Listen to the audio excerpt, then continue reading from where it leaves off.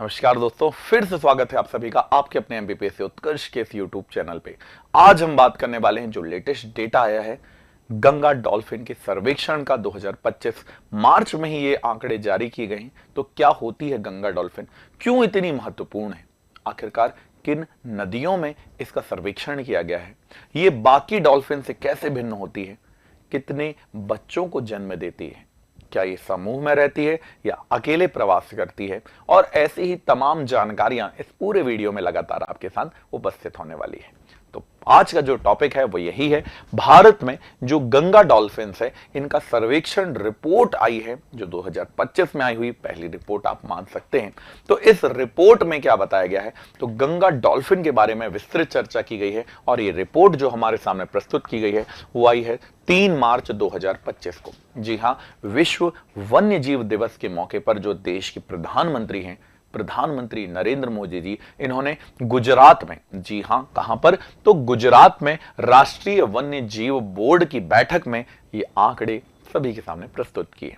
बहुत ही अच्छी बात है, गंगा डॉल्फिन सबसे समझदार प्राणी इसे माना जाता है। वैसे डॉल्फिन पूरी समझदार प्राणी माना जाता है। प्रोजेक्ट डॉल्फिन जो है, ये प्रोजेक्ट डॉल्फिन लगभग भारत के 8 राज्यों में चलता है और इसी के तहत ये डॉल्फिन जो है इनकी संख्या का अनुमान लगाया गया है और ये ऐसा पहली बार ही हुआ है कि इनकी संख्या का व्यापक सर्वेक्षण और इनका आकलन किया गया है। भारत में देखें तो पहली बार डॉल्फिन का सर्वे का पता लगाया गया और देश में माना गया है कि लगभग 6327 डॉल्फिन है। ये बहुत अच्छी बात है। तो 6327 डॉल्फिनों की उपस्थिति, ये आरंभिक जानकारी हमें प्राप्त होती है।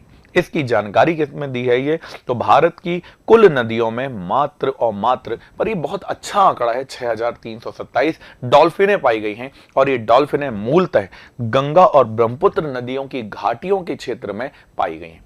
6327 में से 6324 गंगा और ब्रह्मपुत्र घाटियों में पाई गई, अर्थात गंगा और उसकी सहायक नदियों में और ब्रह्मपुत्र और उसकी सहायक नदियों में इनकी उपस्थिति देखी गई है। केवल पंजाब राज्य में इनकी संख्या ढूंढी गई है और ये 3 आंकी गई है। कई बार आप देखते हैं नहरों में ये देखी जाती है। तो गंगा डॉल्फिन बहुत ही समझदार, शानदार जीव माना जाता है। यदि इसके सर्वेक्षण की यदि मैं आपसे बात करूं तो गंगा डॉल्फिन की अधिकतम संख्या कहां पर मिली है, तो इसकी सर्वाधिक संख्या हमें उत्तर प्रदेश में मिली है। इसके बाद की बात करें तो ये बिहार, वेस्ट बंगाल और असम में उपस्थित दिखाई देती है। तो ये कितनी महत्वपूर्ण जानकारियां सरकार ने सभी के सामने प्रस्तुत की है। और यदि इसकी बात करें तो उत्तर प्रदेश में सबसे पहले चंबल रिवर वैली में या चंबल नदी के क्षेत्र में जो पूरा 47 किलोमीटर का खंड है भिंड से पचनदा तक, इसमें सर्वाधिक डॉल्फिनों की सघनता को देखा गया है, डेंसिटी सबसे ज्यादा दिखी है। इसके अलावा कानपुर विंध्याचल खंड की बात करें तो इसमें 380 किलोमीटर का सर्वे किया गया है और यहां प्रति किलोमीटर 1.89 डॉल्फिन मिली है। तीसरा है नरोरा कानपुर खंड, ये भी 366 किलोमीटर का है। यहां डॉल्फिन की आबादी लगभग 0 ही है, 0 निकली है। अब बात करते हैं बिहार की, तो बिहार के चौसा से मणिहारी तक के यदि क्षेत्र देखें तो ये 590 किलोमीटर का है। यहाँ 1297 डॉल्फिन मिली है, जो बिहार में सर्वाधिक घनत्व के डॉल्फिन का क्षेत्र बनता है। फिर घाघरा है, गंडक है, कोसी है और सोन है। इन नदियों में अधिक गहराई वाले क्षेत्रों में भी डॉल्फिनों की संख्या में वृद्धि हुई है, ये आंकड़ा निकलता है। इसके अलावा अनुकूल नदी आकारिकी की यदि बात करें तो पर्यावरण के लिए बहुत महत्वपूर्ण मानी जाती है और देश में इनकी संख्या का बढ़ना न केवल जीव जंतुओं के लिए बढ़ते, प्राणी जात और हमारे लिए भी बहुत महत्वपूर्ण है। देश के एनवायरमेंट और जल की शुद्धता के क्षेत्र में ही ये पाई जाती है, इसलिए इसका और भी अधिक महत्व है। क्या किया गया सर्वेक्षण में, कैसे किया गया ये सर्वेक्षण, तो इसकी जानकारी देखते हैं।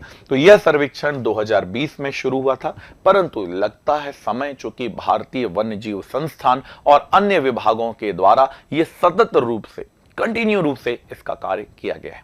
इसमें जो टोटल समय लगा है, एक्चुअल समय लगा है 2021 से 2023 के बीच में, ये पूरा आंकड़ा इकट्ठा किया गया, उसको एनालाइज किया गया और आज हमारे सामने ये प्रस्तुत दिखाई देता है। कितने राज्यों में, तो 8 राज्यों में 28 नदियों में 8500 किलोमीटर से अधिक क्षेत्र में इसका आकलन किया गया है। तो 8 नदियां, 28 सॉरी 8 राज्य, 28 नदियां और लगभग 8,500 किलोमीटर का क्षेत्र जहां पर इसकी विस्तृत जानकारी निकाली गई है। ये पूरा सर्वेक्षण करने में 3,150 दिनों का समय लगा है। इसके अलावा गंगा और उसकी सहायक नदियों में पूरा सर्वेक्षण जो किया गया है वो 7,109 किलोमीटर का किया गया है। कौन कौन सी नदियां प्रमुख हैं? तो गंगा, चंबल, यमुना, राप्ती, शारदा, घाघरा जैसी नदियों पर भी ये काम किया गया है। क्यों किया गया है? जैसे आप जब जाते हैं नेशनल पार्क तो आपने देखा होगा शेर के जो पदचिन्ह होते हैं, जो उसके फुटप्रिंट होते हैं, उससे पता लगा लिया जाता है ये किस शेर के हैं। या हाथी के फुटप्रिंट से हाथी कौन रहा होगा उसका उसके बारे में जानकारी निकाल ली जाती है। बट इस डॉल्फिन के ऐसे कोई पदचिन्ह नहीं होते, नदी में तैरती रहती है तो उसके कोई पदचिन्ह नहीं होते, इसलिए इसका आंकड़ा निकालना और उसके सर्वेक्षण करना अत्यंत कठिन काम था।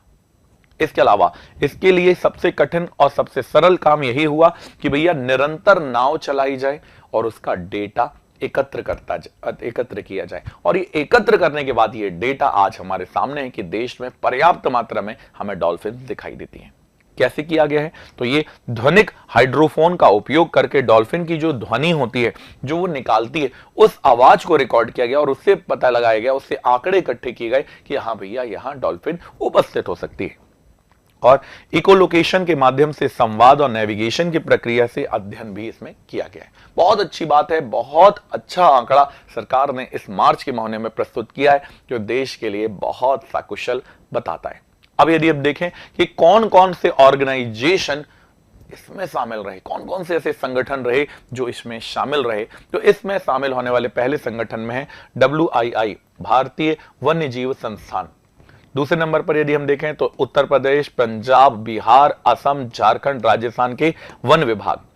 World wide fund WWF, world wide fund, turtle cervical alliance और भारतीय वन्यजीव ट्रस्ट ने मिलकर काम किया है। तो इतने सारे संगठन, इतने सारे लोगों का निस्वार्थ भाव से कार्य इस चीज को सफल बनाता है। इसके अलावा कुछ और आंकड़े भी हैं कि राज्यवार डॉल्फिन की संख्या देखें तो सबसे ज्यादा यूपी में है 40%, बिहार में यदि इसकी संख्या यूपी में देखें तो 2397, बिहार में है 2220, वेस्ट बंगाल में है 881, असम में है 635। इसके अलावा गंगा नदी में पाई गई कुल डॉल्फिनों की संख्या लगभग 5689 है और ब्रह्मपुत्र नदी में पाई गई संख्या लगभग 635 है। डायरेक्ट की बात की, सहायक नदियों को इसमें इंक्लूड नहीं किया है, इसका आंकड़े को ध्यान रखना है। अब हम देखते हैं गंगा डॉल्फिन और कैसे काम आती है और क्या क्या चीज जान लें ताकि एग्जाम में यदि कोई प्रश्न आए तो आपको जरूर बन जाए। तो गंगा नदी डॉल्फिन के बारे में अन्य नाम की यदि हम बात करें तो इसे ब्लाइंड डॉल्फिन भी कहा जाता है। इसे गंगा सूसू कहते हैं। सूसू इसलिए कहा जाता है क्योंकि वो जब सांस लेती है तो ऐसी आवाज करती है, इसलिए उसको सूसू कहा गया है। और कुछ मत समझ लेना, तो इसे गंगा सूसू भी कहा जाता है। इसके अलावा इसे हिहू भी कहा जाता है। कुछ लोग सूसू सुनते हैं, कुछ लोग हिहू हिहू बोलती है ऐसा सुनते हैं, इसलिए उसके नाम वही रख दी गई। क्योंकि सांस लेते समय ये जो ध्वनि निकालती है वो अलग प्रकार की होती है, इसलिए उसे सूसू या उसे हिहू के नाम से भी जाना जाता है। इसके अलावा इसका वैज्ञानिक नाम देखें तो इसका नाम प्लेटनिस्टा गैंगेटिका के नाम से जानते हैं। और इसका जो यदि हम ऐतिहासिक परिप्रेक्ष्य देखें तो गंगा और ब्रह्मपुत्र नदियां और एक और नदी को शामिल कर लिया जाए मेघना, तो गंगा ब्रह्मपुत्र मेघना घाटी या फिर कर्णफुली सांगू नदी प्रणाली में बेसिकली इसका ऐतिहासिक वर्णन हमें दिखाई देता है कि एक ऐसी मछली यहां प्राचीन काल से रहती नजर आती है।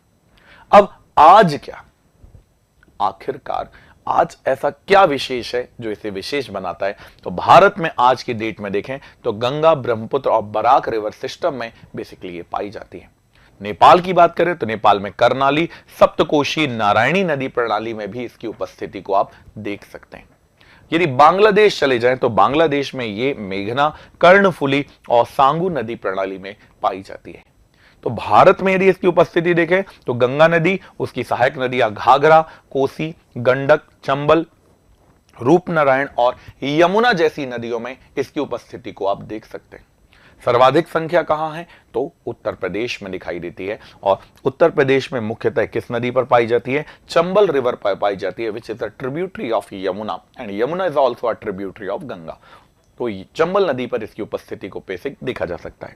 सरकार ने क्या किया था, 2009 जब आया तो 2009 में सरकार ने इस गंगा डॉल्फिन को, जो गंगा नदी में पाई जाती है, इसे क्या बांध दिया था, गंगा नदी पर पाई जाने वाली इसे राष्ट्रीय जलीय पशु की संज्ञा दी थी या इसे मान्यता दे दी थी। तो ये गंगा डॉल्फिन को और भी अधिक विशेष बनाता है। ये भारत का राष्ट्रीय जलीय जीव भी है 2009 से। यह डॉल्फिन अंधी होती है, ऐसा माना जाता है कि अंधी होती है, साउंड की सहायता से चलती है और केवल यदि पाई जाती है तो ये फ्रेश वाटर में पाई जाती है, ये मीठे पानी में पाई जाती है। इसके अलावा ये पानी में सांस नहीं ले सकती, या जैसे बाकी मछलियां अपने गिल्स फेफड़े की सहायता से सांस लेती हैं, पर ये नहीं ले पाती। इसे किसी ना किसी कारण से सांस लेने के लिए पानी से बाहर आना पड़ता है, और पानी के बाहर आकर जब सांस लेती है उसके बाद ये डुबकी लगाकर एक बहुत अधिक करतब दिखाती हुई हमें नजर आती है। आपने भी करतब दिखाते हुए इस नदी को, इस नदी या किसी नदी में या किसी झील में या किसी सागर या किसी एक्वेरियम के रीजन में इसे जरूर देखा होगा। सांस लेने के बाद ये ध्वनि निकालती है जिसमें ये सूसू की आवाज करती है, इसलिए इसे सूसू भी कहा जाता है।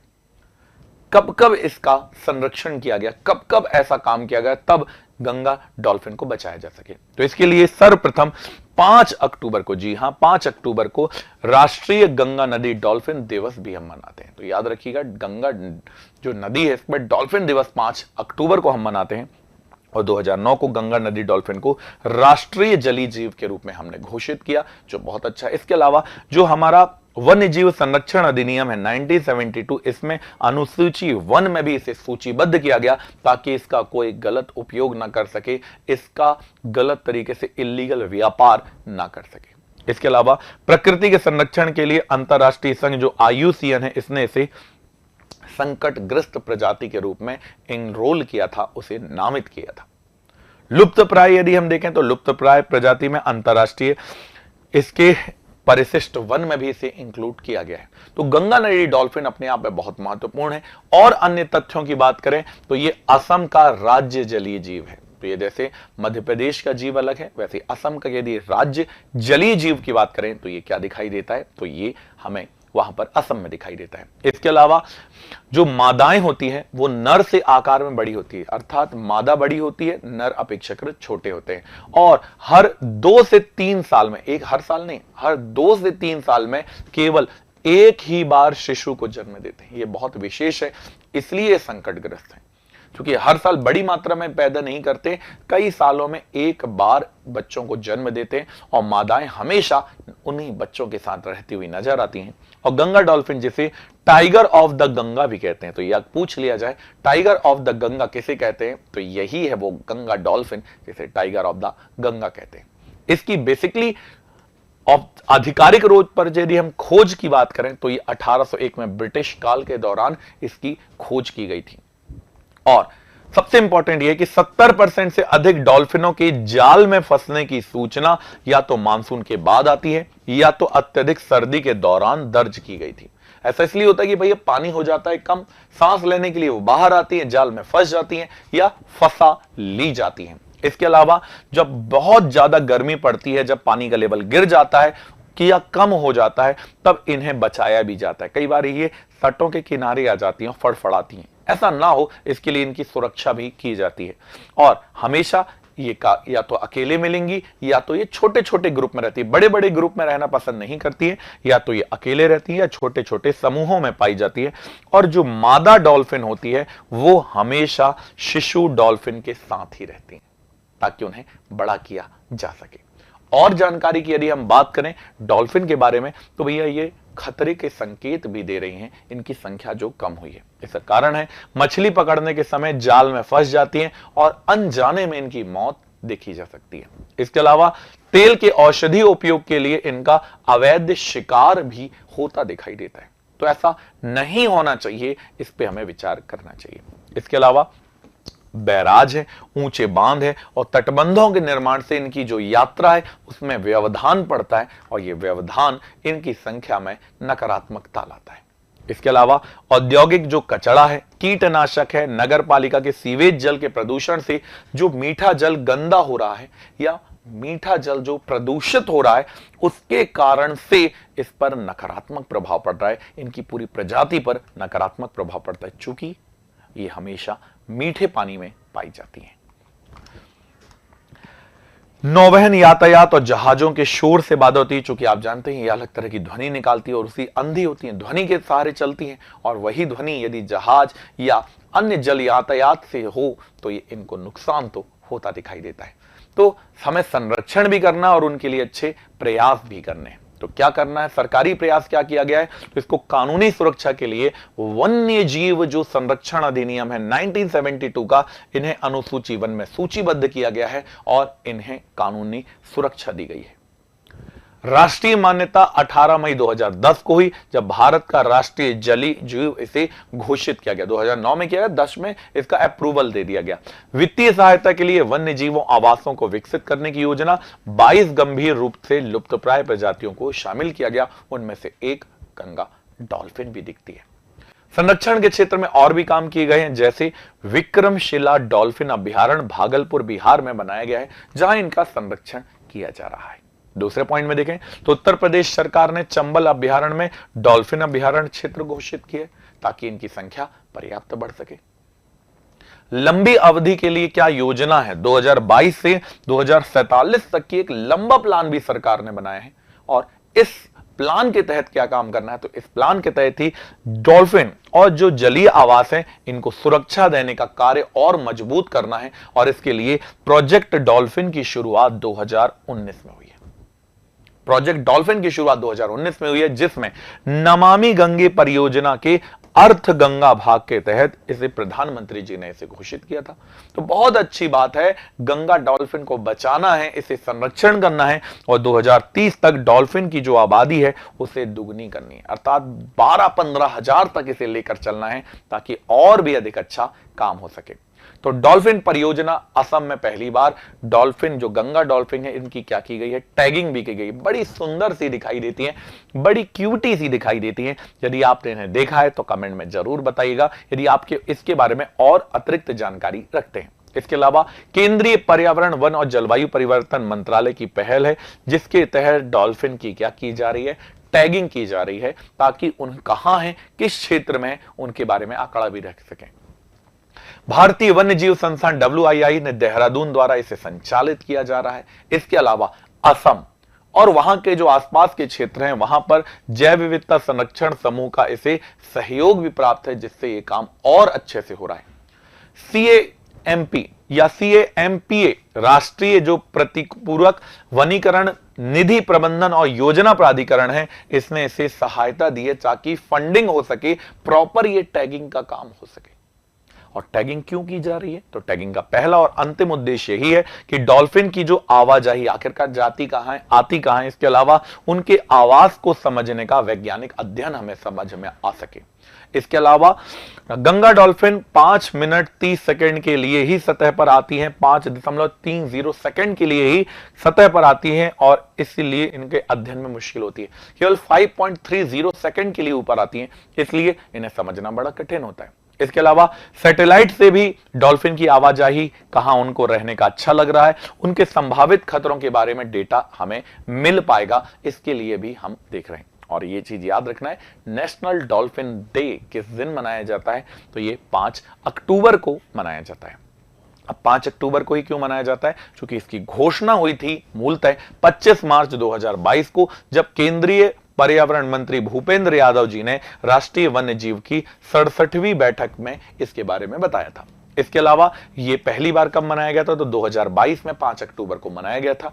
दूसरा डॉल्फिन दिवस मनाया गया 5 अक्टूबर 2023 को, और प्रधानमंत्री जी ने 5 अक्टूबर 2009 को ही प्रधानमंत्री मनमोहन सिंह जी ने गंगा डॉल्फिन को राष्ट्रीय जलीय जीव घोषित किया था। तो राष्ट्रीय जलीय जीव कब घोषित हुआ था, तो 2009 में इसे घोषित किया गया था 5 अक्टूबर के दिन ही, और इसे मनाने की घोषणा 2022 में पहली बार की गई थी। उद्देश्य यही है, उसके प्रति जागरूकता बढ़ाना, उसका संरक्षण करना, उसका सदुपयोग करना। और बिहार में कौन सा, तो विक्रमशिला गंगा डॉल्फिन अभ्यारण्य यहां पर उपस्थित दिखाई देता है, जहां पर जैसे कि यूपी में चंबल, गंगा डॉल्फिन अभयारण्य भारत के बिहार राज्य के भागलपुर में बेसिकली लोकेट होता है। 1991 में इस अभयारण्य को अधिसूचित किया गया था और इसकी स्थापना ही इसलिए की गई थी ताकि गंगा जो डॉल्फिन है, इस गंगा डॉल्फिन की रक्षा सुरक्षा की जा सके। और भारत का यह एकमात्र डॉल्फिन अभयारण्य भी पूर्ण रूप से संरक्षित दिखाई देता है। और क्या किया गया है, तो यही बात की गई है, प्रोजेक्ट डॉल्फिन चलाया गया। तो प्रोजेक्ट डॉल्फिन किसने चलाया था, तो प्रधानमंत्री मोदी साहब ने 2019 में जब नमामि गंगे योजना की बात कही थी, तो उसी का एक सब पार्ट है, उसी के तहत गंगा भाग के प्रोजेक्ट डॉल्फिन में इसकी घोषणा की गई थी। इसकी मूल शुरुआत 15 अगस्त 2020 से इसकी घोषणा की गई कि भैया करना ही करना है। उद्देश्य यही है कि जो समुद्री डॉल्फिन होती है और नदी डॉल्फिन होती है, दोनों का संरक्षण करें, दोनों को सुरक्षित आवास प्रदान करें और 2030 तक इसकी आबादी को कितनी करनी है, दुगना करने का ये प्रावधान नजर आता है। तो ये था पूरा का पूरा अपडेटेड डेटा जो अभी अभी तत्कालिक सरकार ने जारी किया है 3 मार्च को। और ऐसी ही तात्कालिक जानकारी न केवल पढ़ने के उद्देश्य से, एक भारतीय नागरिक होने के उद्देश्य से भी जानना बहुत जरूरी है। और ऐसी तात्कालिक जानकारी के लिए हमेशा जुड़े रहिए आपके अपने एमपीपीएससी उत्कर्ष चैनल के साथ। मिलते हैं अगले वीडियो में। जय हिंद।